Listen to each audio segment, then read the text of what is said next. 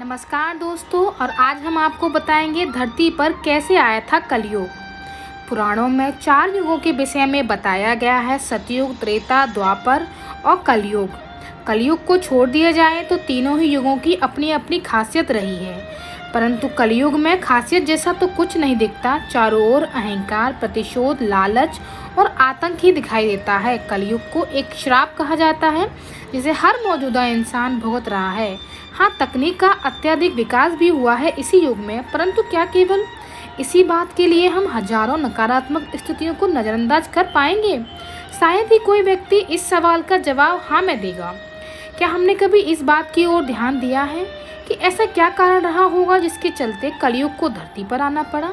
वह न सिर्फ आया बल्कि यहाँ का आकर ही रह गया। तो आखिर क्या रहस्य है कलयुग के धरती पर आगमन के पीछे? चलिए आज हम आपको इसी रहस्य से अवगत कराते हैं जो कलयुग के धरती आगमन के पीछे छुपा हुआ है। महान गणितज्ञ आर्यभट्ट ने अपनी पुस्तक आर्यभट्टियम में इस बात का उल्लेख किया कि जब वह 23 वर्ष के थे तब कलयुग का 36वां वर्ष चल रहा था। आंकड़ों के अनुसार आर्यभट्ट का जन्म 476 ईस्वी में हुआ था। गणना की जाए तो कलयुग का आरंभ 3102 ईसा पूर्व हो चुका था। लेकिन ये कलयुग धरती पर आया कैसे, इसके पीछे भी एक पौराणिक कथा विद्यमान है जो पांडवों के महाप्रयाण से जुड़ी हुई है। बात तब की है जब धर्मराज युधिष्ठिर अपना पूरा राजपाट परीक्षित को सौंपकर अन्य पांडवों और द्रौपदी समेत महाप्रयाण हेतु हिमालय की ओर निकल गए थे। उन दिनों स्वयं धर्म बैल का रूप लेकर गाय के रूप में बैठी पृथ्वी देवी से सरस्वती नदी के किनारे मिले। गाय रूपी पृथ्वी के नयन आंसुओं से भरे हुए थे, उनकी आंखों से आंसू बह रहे थे। पृथ्वी को दुखी देख धर्म ने उनसे उनकी परेशानी का कारण पूछा। धर्म ने कहा, देवी तुम ये देखकर तो नहीं रो रही कि मेरा बस एक पैर है, या तुम इस बात से दुखी हो कि अब तुम्हारे ऊपर बुरी ताकतों का शासन होगा? इस सवाल पर पृथ्वी देवी बोली, हे धर्म, तुम तो सब कुछ जानते हो, ऐसे में मेरे दुख का कारण पूछने से क्या लाभ? सत्य, पवित्रता, क्षमा, दया, कौशल, स्वतंत्रता, निर्भीकता, कोमलता, धैर्य, साहस, उत्साह, कीर्ति, अस्तित्वता, स्थिरता, गौरव, अहंकारता आदि गुणों के स्वामी भगवान श्री कृष्ण के स्वधाम जानने की वजह से कलयुग ने मुझे पर कब्जा कर लिया है।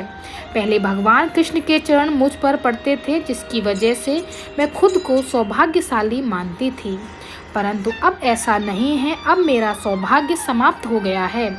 धर्म और पृथ्वी आपस में बात कर रहे थे कि इतने में असुर रूपी कलयुगी वहां आ पहुंचा और बैल और गाय रूपी धर्म और पृथ्वी को मारने लगा। राजा परीक्षित वहां से गुजर रहे थे। जब उन्होंने यह दृश्य अपनी आंखों से देखा तो कलयुग पर बहुत क्रोधित हुए। अपने धनुष पर बाण रखते हुए राजा परीक्षित ने कलयुग से कहा, दुष्ट पापी, तू कौन है? इन निरीह गाय तथा बैल को क्यों सता रहा है? तू महान अपराधी है, तेरा अपराध क्षमा योग्य नहीं है, तेरा वध निश्चित है।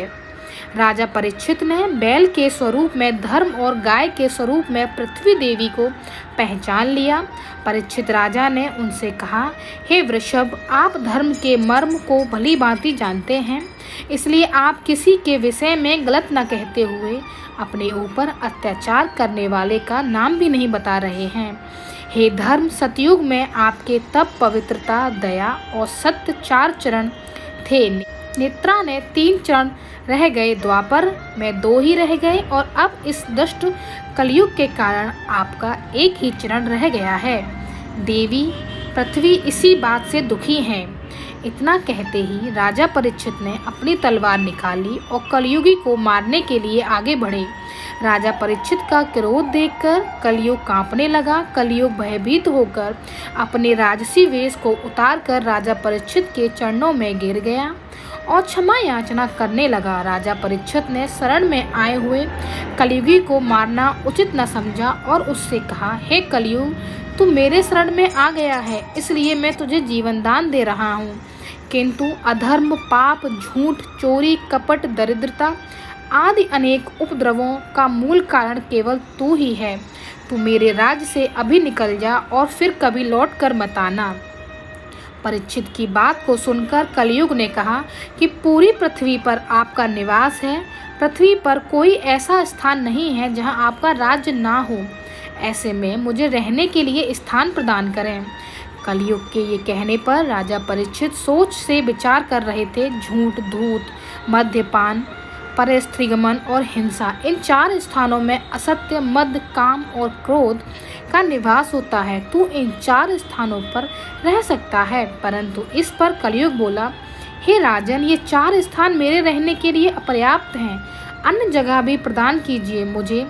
मांग पर राजा परीक्षित ने उसे स्वर्ण के रूप में 5वां स्थान प्रदान किया। स्वर्ण रूपी स्थान मिलते ही कलयुग ने राजा परीक्षित के सोने के मुकुट में वास कर लिया। कलयुग इन स्थानों में मिल जाने से प्रत्यक्ष तो वहां से चला गया, किंतु कुछ दूर जाने के बाद अदृश्य रूप में वापस आकर राजा परीक्षित के स्वर्ण मुकुट में निवास करने लगा। मार्कंडेय पुराण में कलयुग की कुछ विशेषता का उल्लेख पहले ही किया गया है, जिसके अनुसार कलयुग के दौरान शासक जनता पर मनमाने ढंग से शासन करेंगे, मनचाहे ढंग से उन पर थोपेंगे। शासक अपने राज्य में अध्यात्म की जगह भय का प्रचार करेंगे और स्वयं एक बहुत बड़ा खतरा बन जाएंगे।